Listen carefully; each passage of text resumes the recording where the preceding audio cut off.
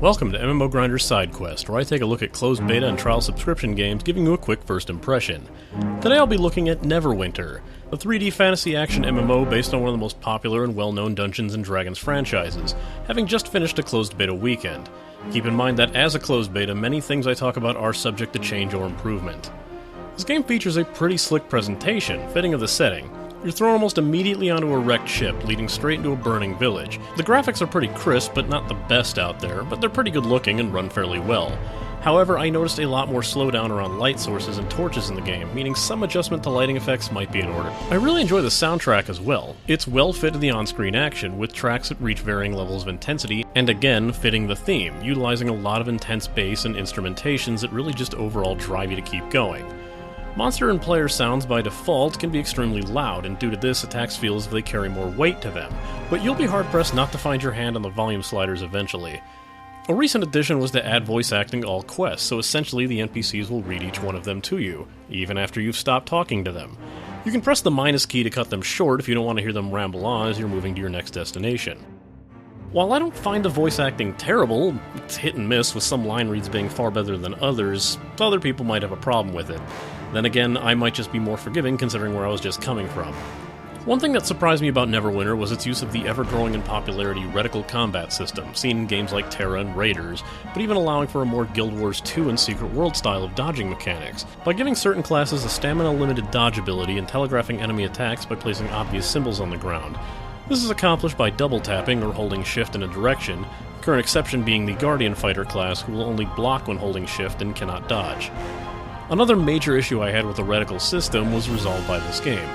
Instead of placing hotkeys simply among the number keys on the top of the keyboard, Cryptic remembered that a first-person shooter control scheme should be as convenient as an FPS, by placing all skill keys well within reach of WASD. This time your quick at-will powers are assigned to right and left click. Your short cooldown encounter powers are relegated to Q, E, and R. F loots items, Tab can be assigned with a specialty power, and only the number keys 1 through 5 are used for very long rechargeable daily powers and 3 potion slots. It's a highly welcome change to the system, and a lot of reticle combat games could seriously learn from it, provided they don't allow remapping. Another departure from other reticle combat games, the current range classes cannot fire unless they are pointing at a target, but melee classes can swing their weapons without issue. This game operates like a hybrid of a world MMO and an instance dungeon grinder by basically doing both. It's very similar to Dungeons & Dragons Online. Most dungeons are instance, shutting you out from other players, but there are also other areas where you'll counter in other players, as well as enemies as you'd find more quest hubs. Dungeons, like DDO, tend to feature a short story or step in a larger campaign, making the story easier to swallow in small chunks and taking on a bunch of smaller tasks, rather than being force-fed one massive story. Some dungeons even feature traps that can be detected and deactivated by rogues. There are a lot of similarities with DDO, but these are unquestionably different games. Your health regen is practically non-existent, so your best bet if you're not playing as or alongside a healing class is to restore your health with potions, which are remarkably effectual, restoring over half or sometimes even full health depending on the class you play, and they have pretty quick cooldown times. Otherwise, you'll need to find campfires scattered around the map or dungeons which will restore your health as long as you're not in combat. It's much easier to play this game than DDO. One major thing that keeps this from being like DDO is that customization really isn't at the forefront right now. Your skills are unlocked by level, only allowing you a slight bit of customization to attributes, and later on feats, but don't think this is nearly as customizable as DDO. I highly doubt it'll reach that point, but there's always the future.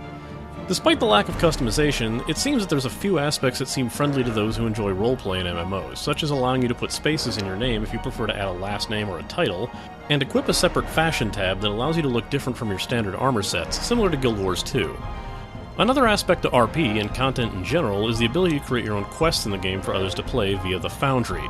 While not exactly a brand new system to MMOs, this time the Foundry can be accessed within the game in a manner that doesn't have to break your immersion, as well as various job boards or well-informed NPCs will suggest these Foundry quests or access the Foundry menu, and these quests will even be displayed on your quest list like a normal quest. They can even be started by NPCs in places in the actual game's world. It's a really nice system, and many Foundry quests I've played were very well made, clever, and immersive. I look forward to seeing what this game has to offer in the future, as I greatly enjoyed my time this beta weekend, logging in as often as I could. While that may be merely new game syndrome has yet to be seen, I do look forward to this game's return and eventual launch. What I do fear is an over-casualization of the Dungeons & Dragons license, the use of the 4th edition rule set terminology, the lack of personal customization, or the toggleable quest trail called the Golden Path that'll literally lead you to every quest objective might end up driving a massive rift between the player base, splitting them between the serious character players and the free-to-play flavor-of-the-month grinders, only in it for the latest thrill. Essentially, it'll be a war between players named Idria Emerwen and players named Punchy Ponierpants with his trusty sidekick Chunky Butter. In more than one way, I would love to see how this turns out. This has been an MMO Grinders Sidequest, and it's time I logged out.